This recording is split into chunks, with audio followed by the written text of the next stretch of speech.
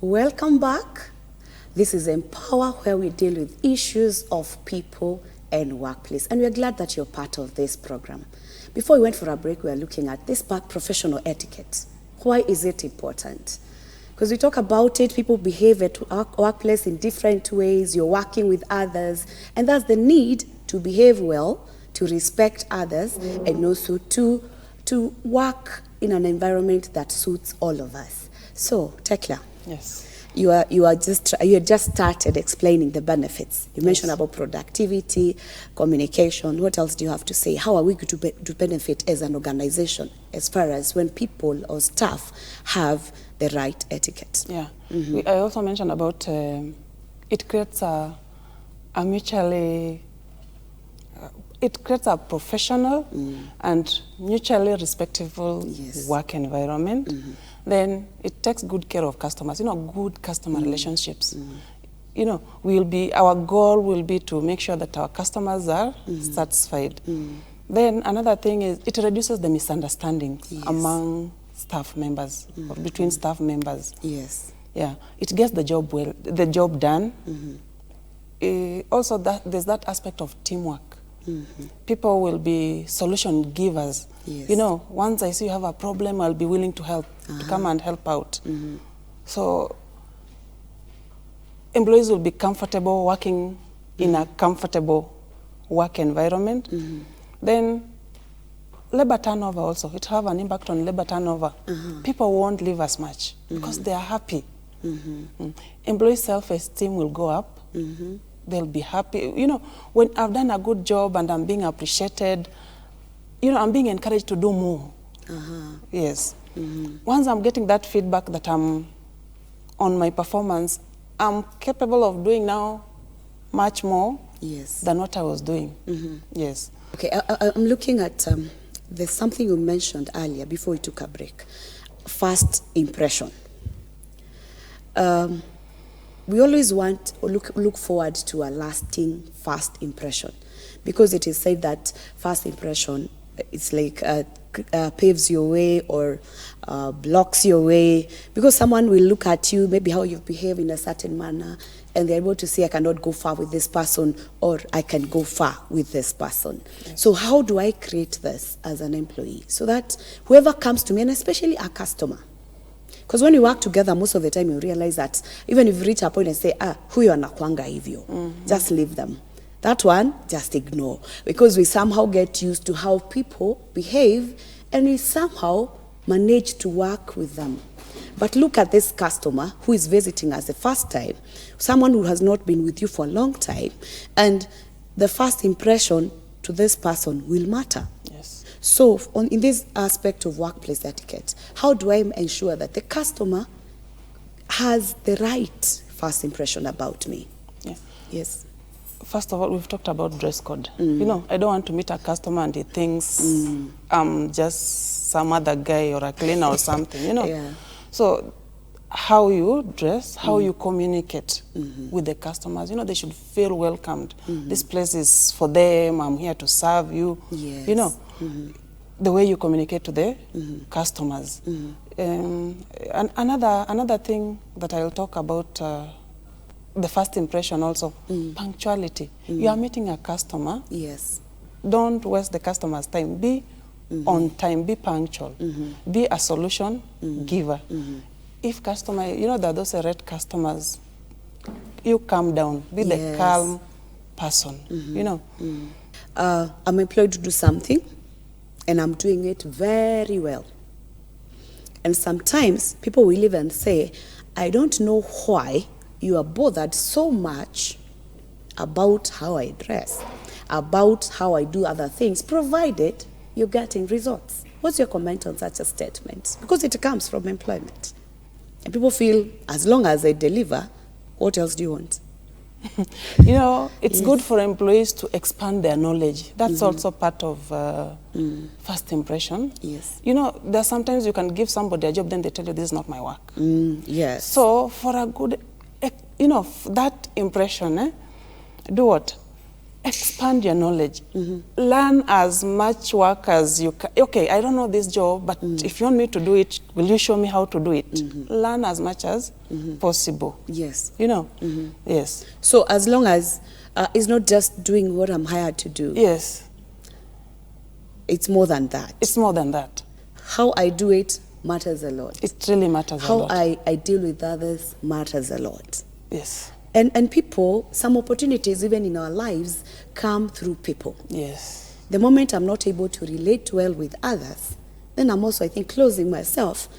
In the job market. In the job market. Yes. Even promotions. At the workplace, yeah. Because as long as I realize this one is not the type, they don't want to be touched, they don't want to be asked anything, their behavior is off. Yeah. I'll be looking for an opportunity whereby I can do away with this behavior, isn't it? As a from a HR perspective, Yes. because I'm looking at you not just to deliver, but I'm also looking at you, these other aspects. And you know, behavior affects, it affects other people. It's not only you. And the moment I give up on you as your supervisor at the same time, then I also deny you opportunities. Yeah. I deny you expanding that knowledge. So you're doing this service to yourself. Yeah. Or people will tend to comment and say, she's not open-minded. He's not open-minded. You know, Yes. people want to work with people who are open-minded. Yes. People who are open-minded. Yes. Expound that. You know, an open-minded person Yes. is somebody who is ready to take on any challenge that is been given. A job that is not done, you see, we are here to achieve the company goal at whatever cost. Yes. Yeah. If there's something that is making this company goal not to be achieved, and I can do it, why not? You know? Yes. Yeah. So, And then an open-minded person also is someone who will look at the opinion of others positively. Yes. You don't discredit other people's opinion. Yes. That is very important. Because I'm thinking, there are times that I was reading a quote, and someone was saying that there are people who are proud, yeah, and you feel that you know everything. If you feel you know everything, then you cannot grow to another level because you close yourself. I cannot learn any other thing. After all, I know. Yeah. And that is the kind of a person you're talking about. A person who is not ready to listen to others. Yes. A person who is not ready to take in opinion of others. Yes. Because you consider yourself to be know-it-all. Yeah. You don't need to tell me. Yes. And the moment you close that door, then I cannot come in. I can't force it in. So, workplace etiquette. Whatever I realize as an employee, I'm failing, I'm missing a mark, can I consider myself that there's no way I can get out of this? You can get out of it. Yeah. And you see, that's the turning point. Once you realize you are not going to the direction that you are supposed to go, that's now the turning point. That's now the time for you to rise. Yes. That's the time now for you to go for what you want, you know? Yes. And to be able to turn around, to appreciate, and even to have humility. I'm looking at humility in this aspect. Because it calls for you to say, it's true, I'm wrong, I'm not doing it right. Agree to be given some direction, agree to be given some opinion by others. Yes. And an employer, let's come to the employer again. This employer, is there a way from a HR perspective that an employer who's not having any guidelines on etiquette can be able to implement it or to start it within the business? Of course. So how do I go about it? Imagine it's the first time I've heard about it. I want to have it within my business. So how do I go about that? So easy. You can just come up with a team, brainstorm. What are your rules and regulations, and document it together. You know, you brainstorm. You can do that brainstorming. Yes. And make sure now it has been documented and you've gotten the proper approvals. And then the training is very important. Now you make sure that the training has been done so that each and everybody in the company is aware of. Yes. Okay, they were implied, but now these are in writing form and everybody has to adhere to them. Why do I brainstorm? Why can't I sit down in my office as the director and list them down and say, this is my business. I want 1, 2, 3, 4. And then I pass it down to the team. Why should I not go that direction? You know, you make people own it. It works Ownership. well when people own it. Yes. When they say, yes, I was part of this, it will be 100% implemented, if not 100%, 90% implemented. And everybody in that room will understand, so that they go and inform now their subordinates, because not everybody will be in that room. That's true. But anybody who has been in that room will be a trainer of the, he'll go and train. They train the trainers. Yes. They'll now go and train their juniors and all that. Yes. It will be done. If you, and then teamwork. It's a good etiquette also for someone to be a team player at the place of work. Yes. You know why I'm saying that is because sometimes there is what is in your mind as the owner of the business that you really want that to trickle down to the others. You know, kama unataka kuwapatia wameze tu, so that it goes down. And sometimes you find them going that direction of just giving some instruction. And I think that is why they face resistance. Because you're bringing in a change, people are not aware, and it's a good one, it's a positive one, but because you left us out, we consider to be your thing. You know, these are rules, they are being introduced to us. Hey, directors have come up with something.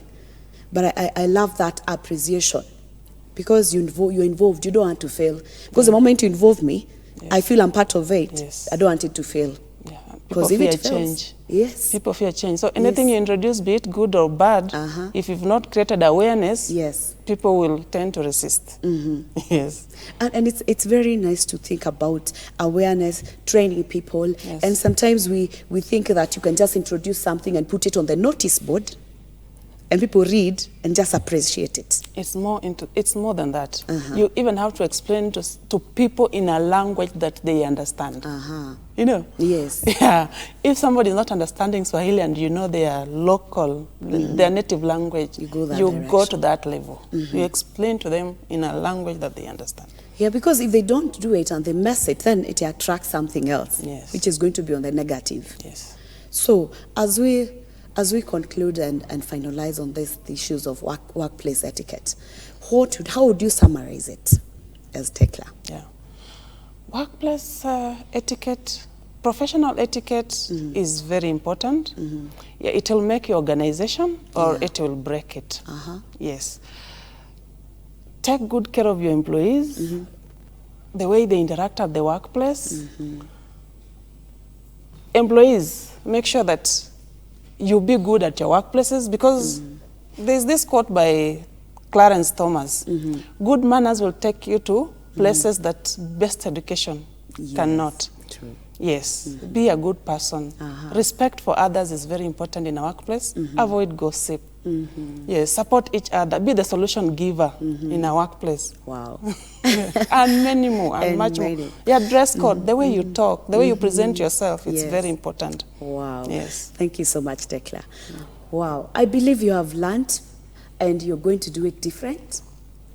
Appreciate others at workplace. You need them. Even if not today, you don't know where you'll meet. We are people, we are human, we need to interact with each other the best way. And one thing that you should not forget, good manners can take you places where education cannot. Because you have this education and your manners are not good, then they limit you. So I want to urge us that as we work, as we interact at workplaces, even in our families, let's appreciate etiquette. Let's treat each other as well. Let us interact in the right manner, and also appreciate that the other person may have something that you do not have. It has been Empower. My name is Beatrice Chuchu. See you next week.